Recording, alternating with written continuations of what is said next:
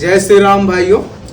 जैसे हम सभी जानते हैं कि 22 जनवरी को बहुत स्पेशल ओकेशन है हमारे देश के लिए या फिर सनातन धर्म के लिए। भगवान श्री राम पधार रहे हैं अयोध्या में 22 जनवरी को। इतने साल के लड़ाई झगड़ों के बाद फाइनली भगवान जी आ रहे हैं, तो आप सभी लोग उसको सेलिब्रेट करो। बट इस मैसेज देने के साथ साथ एक मैसेज और था। जैसे हम जानते हैं भगवान श्री राम ने कभी गलत का साथ नहीं दिया है, बट हम अपने बच्चों के साथ, अपने भाइयों के साथ, अपने दोस्तों के साथ हम ही गलत कर रहे हैं। शायद हमें पता है कि जो बच्चे ने 12th के बाद इंजीनियरिंग किया, टेक्निकल कोर्स किया या फिर कोई प्रोफेशनल कोर्स किया, उसको ये कोर्स बेचा गया था। मैं तो बोलूंगा कॉलेजेस के साइड से बेचा गया था गारंटीड प्लेसमेंट के नाम पर।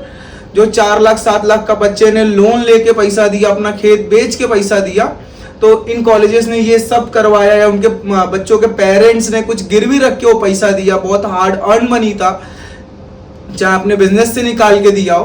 तो ये 4 से 7 लाख एक एवरेज फीस आती है प्रोफेशनल कोर्सेज में, टेक्निकल कोर्सेज के लिए हमारे इंडिया में। तो ये बेचा गया था गारंटीड प्लेसमेंट के नाम पर। बट आज आप लोग जानते हो ऑलमोस्ट 70% बच्चा सफर कर रहा है। शायद हाँ, मैं आप लोग से ही बात कर रहा हूँ। मैं बताऊं कि आप लोग का भाई होगा, आप लोग का दोस्त होगा, आप लोग का बच्चा होगा या बच्ची होगी जिसको ये प्रॉब्लम होगी, जो आपको शेयर नहीं कर पा रहे हैं कि प्लेसमेंट क्यों नहीं हुआ, क्योंकि उन कॉलेजेस, उन यूनिवर्सिटीज ने गलत होप जगाया। आज हम एक खाना भी ऑर्डर करते हैं तो कुछ कंपनीज के रिव्यूज देख के ऑर्डर करते हैं, बट जब हमारा बच्चा उस कॉलेज में जा रहा था, उस यूनिवर्सिटी में जा रहा था, तो क्या हम उस यूनिवर्सिटी या उस कॉलेज के टीचर का बैकग्राउंड चेक किए कि उसको इंजीनियरिंग में कितना इंटरेस्ट है या फिर उसने इंजीनियरिंग में अभी तक क्या क्या उखाड़ा है। लिटरली वर्ड यूज कर रहा हूं मैं, क्योंकि मुझे गुस्सा आ रहा है ये बात सोच के। मैं बहुत टाइम से इस प्रोजेक्ट पे काम कर रहा हूं, तो ये फील हुआ कि बच्चों को इवन कॉलेज यूनिवर्सिटीज ही नहीं, मैं आपको बताऊं कोचिंग सेंटर्स भी प्रेजेंट में यही कर रहे हैं। तो ये वीडियोस उन बच्चों से आप कृपया करके शेयर करें जो बच्चों को ये प्रॉब्लम आई है। हम ट्राई करेंगे अगर उनके क्वेश्चन किसी एक पर्टिकुलर कॉलेज या पर्टिकुलर कोचिंग सेंटर्स के लिए आए तो उनका क्वेश्चन आप लोगों को, उन सब का प्रॉब्लम आप लोग तक पहुंचाएं और उसका हम एक सॉल्यूशन निकालने की कोशिश करें। तो जो भी बच्चा पढ़ रहा है उसको, क्योंकि हम जब कॉलेज या यूनिवर्सिटी या फिर कोचिंग में एडमिशन कराने जाते हैं तो हम एवरेज पैकेज का एक हमारे दिमाग में कॉन्सेप्ट बना दिया गया है और एवरेज सिलेक्शन रेशो का कॉन्सेप्ट बना दिया गया है। आपको पता है average package, university college point of view से बात करूं तो ये एवरेज पैकेज का क्या कॉन्सेप्ट है। किसी बच्चे का पैकेज लग गया, चलो बहुत अच्छा बच्चा था, पढ़ने में अच्छा बच्चा था, या फिर हो सकता है उस बच्चे को कहीं और से हायर किया, इनके पास पढ़ा ना हो, लेकिन ब्रोशर में छापने के लिए जैसे बहुत सारे नीट जेई के कोचिंग सेंटर्स वाले करते हैं, फोटो ले लिया हो।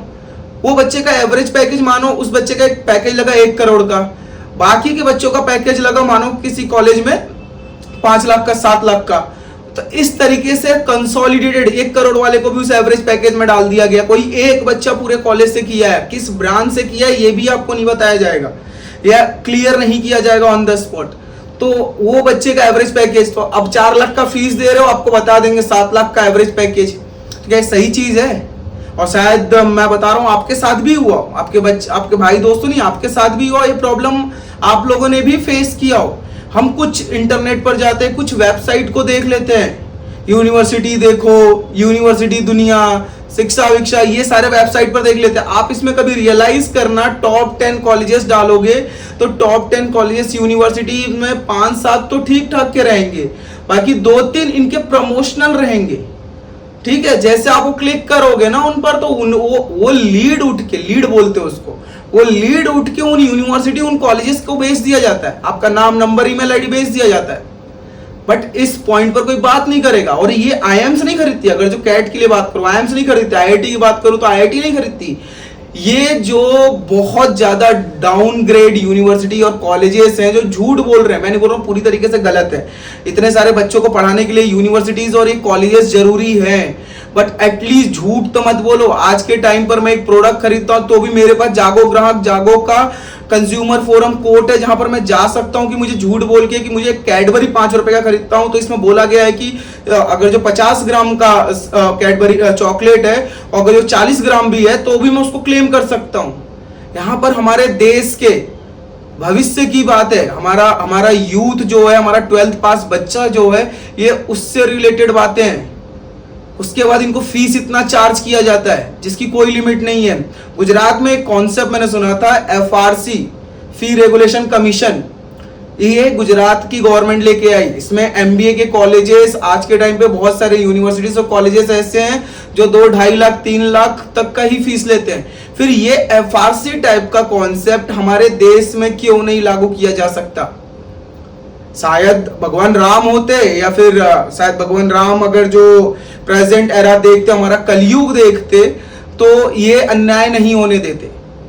तो हम उनके अनुयायी हैं, हम उनको बहुत ज्यादा मानते हैं। हमें एटलीस्ट ये इंफॉर्मेशन अपने बच्चों से पूछनी पड़ेगी, ये वीडियोस दिखा के बात करनी पड़ेगी। हमारा बच्चा, आपका अगर जो बच्चा है ना, तो आपसे बात करने नहीं आएगा कभी, क्योंकि आप पापा हो, आप मम्मी, आपसे आधा तो डर जाएगा, आधा तो सोचेगा उसके आसपास वाले क्या बोलेंगे। पूरे कॉलेज में सबका प्लेसमेंट हो गया, उसका नहीं हुआ, क्योंकि कॉलेज वाले ने तो वैसे ही बताया 90% प्लेसमेंट। जाके चेक तो करो 99% प्लेसमेंट कभी हुआ है कि नहीं हुआ है।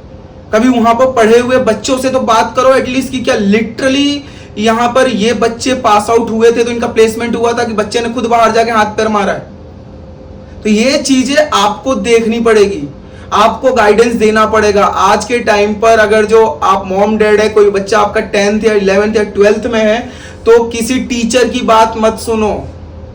टीचर का काम है पढ़ाना, बट किस यूनिवर्सिटी, किस कॉलेज में डालना है, ये आप खुद डिसाइड करो। एक बार बच्चे से पूछो, बच्चे के साथ बैठ के एटलीस्ट शाम को 1 घंटा दो। जैसे मार्च अप्रैल का महीना बोर्ड एग्जाम्स खत्म होते हैं, बच्चे को 1 घंटा 1.5 घंटा दो, डिस्कशन करो, क्योंकि उसके फ्यूचर की बात है। एक बार इंजीनियरिंग कॉलेजेस में वो नहीं अच्छी जगह पे पहुंचा बच्चा, उसके बाद उसके पास ऑप्शन नहीं होते। 4 साल तो आपको दिखाने के लिए शायद वो मजबूरी में इंजीनियरिंग कर ले, रोज कॉलेज भी जाए, बट क्या उसने कुछ स्किल सेट एक्वायर किया है उस यूनिवर्सिटी या कॉलेज से? मैक्सिमम यूनिवर्सिटी कॉलेजेस में खुद टीचर की सैलरी 15 से 20 हजार है। वहीं के बच्चे पढ़े हुए वहीं के टीचर बन गए हैं आज के टाइम पर। तो वो क्या इंजीनियरिंग पढ़ाएंगे आपके बच्चों को जिसको खुद इंजीनियरिंग का कभी नॉलेज नहीं है? वो क्या BBA, क्या प्रोफेशनल कोर्सेज पढ़ाएंगे जिसने खुद कॉर्पोरेट में कभी कुछ भी नहीं उखाड़ा है, खुद कॉर्पोरेट में कोई एक्सपीरियंस नहीं है। 2 साल या तो BBA कर लिया, MBA कर लिया, उसके बाद से चले गए, कुछ टाइम हाउसवाइफ बन गए, कुछ टाइम अपना छोटा मोटा धंधा कर लिया, फिर कुछ साल बाद समझ में आया अपना धंधा बंद हो गया, चलो हम एक काम करते इस कॉलेज में पढ़ा लेते हैं। कुछ एक्सपीरियंस मिला उससे बच्चों को? या फिर वो बच्चे जो टीचर बन गए हैं, जो पढ़े और चलो अपने कॉलेज में ही कंटिन्यू कर लेते हैं। मेरा तो ये भी मानना है कि क्या वो मार्केटिंग वाला जो बंदा है स्कूल कॉलेजेस में, उसको कुछ एक्सपीरियंस है? बल्क कॉलिंग करवा रहा है, उसमें से वो दाव लगा रहा है कि 1-2 पे तो पड़ ही जाएगा। तो या तो आप अपने बच्चे के भविष्य के लिए खुद सोचो, खुद टाइम दो, या तो किसी की बात बोली हुई आप सुन के अपने बच्चे का एडमिशन करा दो। ये बताना जरूरी है क्योंकि मैं एजुकेशन में खुद भी ये चीजें फेस किया हूं। खुद के एक्सपीरियंस से मैं चीजें आपको बताना चाहता हूं कि अगर जो मम्मी पापा को प्रॉपर गाइडेंस है, मम्मी पापा वीडियोस देखते हैं, पढ़ते हैं, बहुत इजी वीडियोस, हिंदी में भी वीडियोस अवेलेबल हैं यूट्यूब पर, और आप लोग भी दिन भर यूट्यूब चला रहे हो, तो आप अपने बच्चों के लिए इतना समय तो निकाल ही सकते हो। किसी टीचर या किसी कंसल्टेंट या फिर किसी भाई को सुनने की बजाय आपके बच्चों का डिसीजन में आपका थोड़ा सा तो हक हो। हाँ, आप क्योंकि ये आपसे रिक्वेस्ट करने का रीजन ये है ना, क्योंकि आप सेल्फलेस होते हो। आप मम्मी पापा जो ब्लड रिलेशन, जो भाई है वो सेल्फलेस है, बहन है सेल्फलेस है, वो एक बार आपकी बात को एटलीस्ट समझेगा, आप उनकी बातों को समझोगे, आप यूनिवर्सिटी को रिसर्च करोगे, जाके सबसे अच्छा तरीका जाके वहां के बच्चों से बात करो, जो बच्चे वहां से पास आउट हो चुके हैं उनसे बात करो, उनके टीचर से जाके बात करो कि आपने मैम और सर आपने क्या किया है, पहले तो आपने कौन सी कंपनी में काम किया था इंजीनियरिंग में, सिविल इंजीनियर है क्या LNT तक गए थे कि टाटा में किसी सिविल इंजीनियरिंग के पोस्ट पर थे।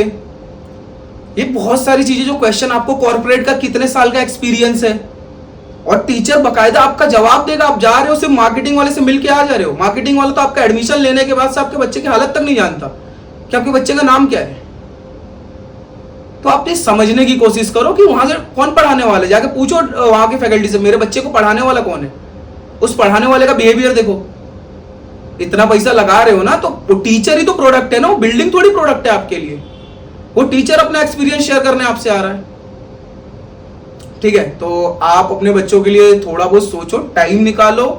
और राम जी को तो हम ला रहे हैं अयोध्या में, अब आप भी थोड़ा सा इस चीज को अपने भाइयों को, अपने दोस्तों को समझाओ।